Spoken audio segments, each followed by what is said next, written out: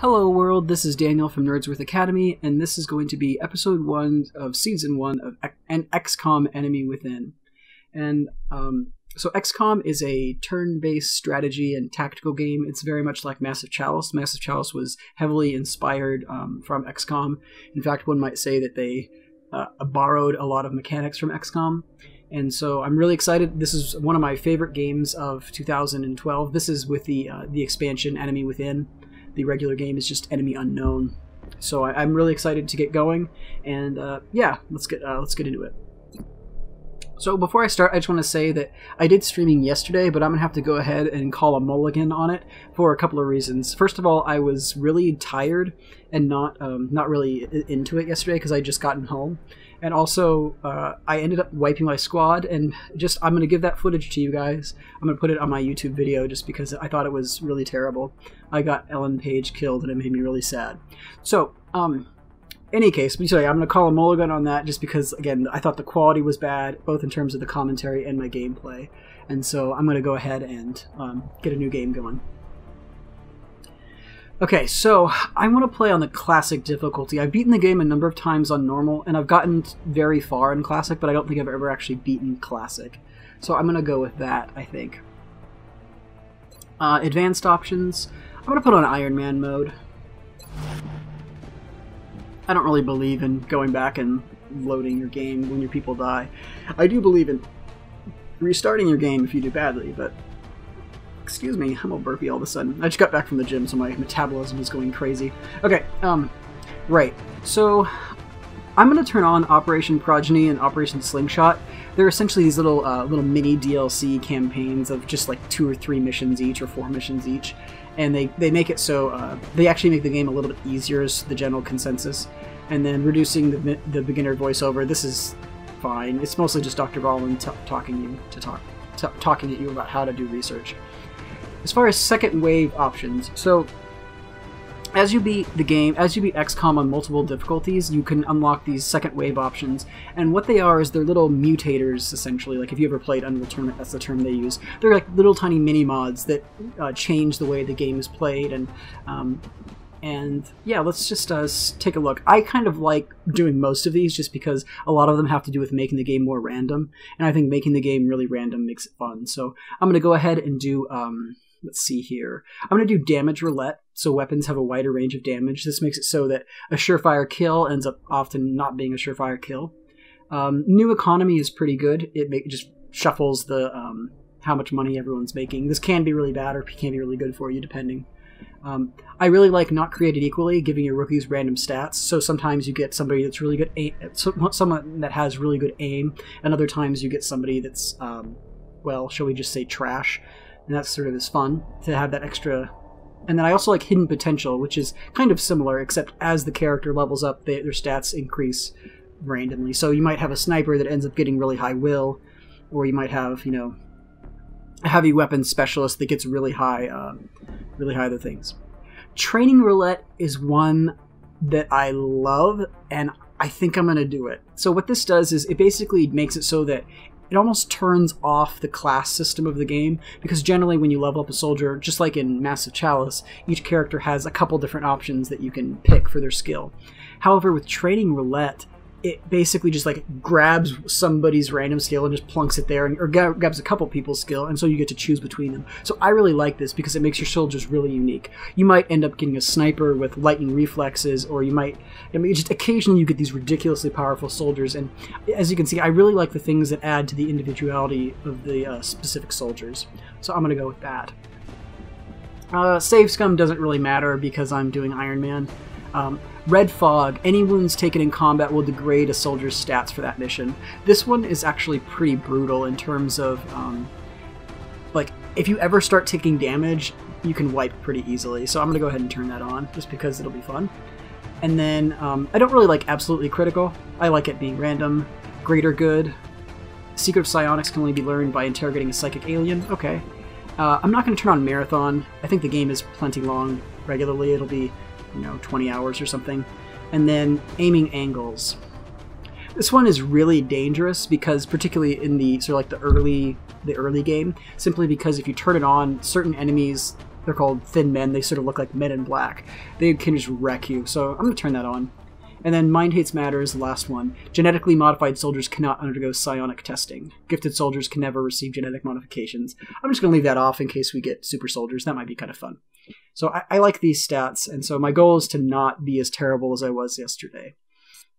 Okay, so we got second wave. We've got our options turned on. Let me make sure we're on classic difficulty, which is my preferred play, mostly because I think it's challenging. I've played through the game several times on normal, and I feel like the first couple missions are a little bit tricky, and then it gets pretty easy. Whereas, like, I feel like when I play classic, I never quite have everything under control, and I kind of like that feeling. So yeah, let's go ahead and start.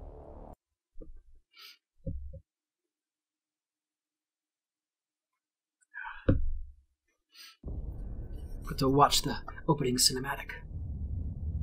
Those who play with the devil's toys will be brought by degrees to wield his sword. Buckminster Fuller. So this is kind of interesting because this is, it follows the theme of XCOM and like taking the enemy's technology and using it against them. And I don't know why this opening cinematic is so jerky on my screen. I don't know. It's probably just because I'm streaming and doing all this other stuff at once.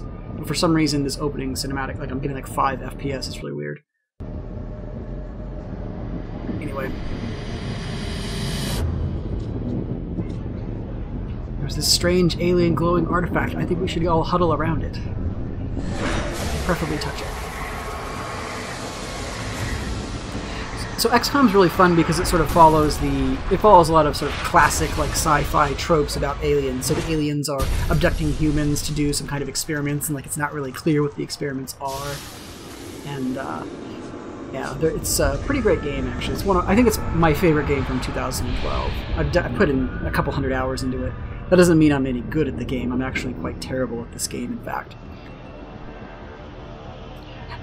Which is, I guess it's been a while since I played too, but wiping yesterday really hurt my ego and made me sad. I'll be honest, it was like half rage quit and like half me like realizing that I wasn't been doing a good job casting. I think really most of it was me just not being into the game at that time. Hello, Commander. In light of the recent extraterrestrial incursion, this Council of Nations has convened to approve the activation of the XCOM project. You have been chosen to lead this initiative, to oversee our first and last line of defense. Your efforts will have considerable influence on this planet's future. We urge you to keep that in mind as you proceed.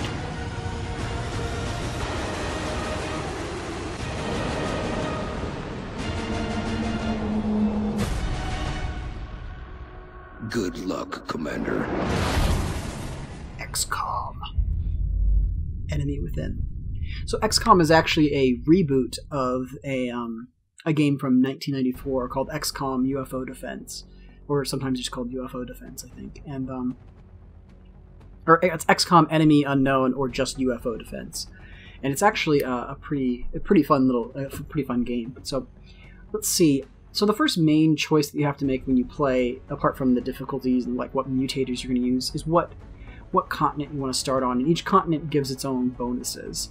So North America makes it so you have cheaper aircraft, which means you can field more or use that money for other things, which is really good. All aircraft and aircraft weapons cost 50% less to purchase, build, and maintain. So that's pretty solid in terms of economy. So Europe has expert knowledge, which makes it so that your laboratories and workshops cost 50% less to build and maintain. This allows you to get a lot of laboratories up and to do a lot of the research, so hopefully you get better weapons or so forth faster. Asia has the Future Combat bonus, so all projects in the Foundry and the Officer Training School cost 50% less. This one's really nice because it makes it so that you can get the Officer Training School is what allows you to get the, like normally you can only field 4 soldiers at a time until you get these extra upgrades, and it allows you to get those upgrades faster and cheaper, so that's really good. South America's bonus is We Have Ways. Autopsies and interrogations are completed instantly. This is basically just a slight boost to how fast you can research things. So, and also, I generally don't like this one as much because it only takes 2 countries to get the bonus. And then Africa's bonus is all in. Monthly XCOM funding increased by 30%. And so this one's just, I want a little bit more money and I can use it however I want. So I like Asia personally because then you I really like the officer training school upgrades, and also the foundry is upgrades for your gear. So I'm gonna go ahead and do, I think I'm gonna go with Asia. I like Europe and North America as well. North America is good because this bonus is actually a lot of dollars a lot of the time. And then Europe's, occasionally I'll do weird things where I just build a bunch of laboratories at the beginning of the game and other kinds of stuff like that. So, but I think I'm going to go with Asia this time, so let's do that.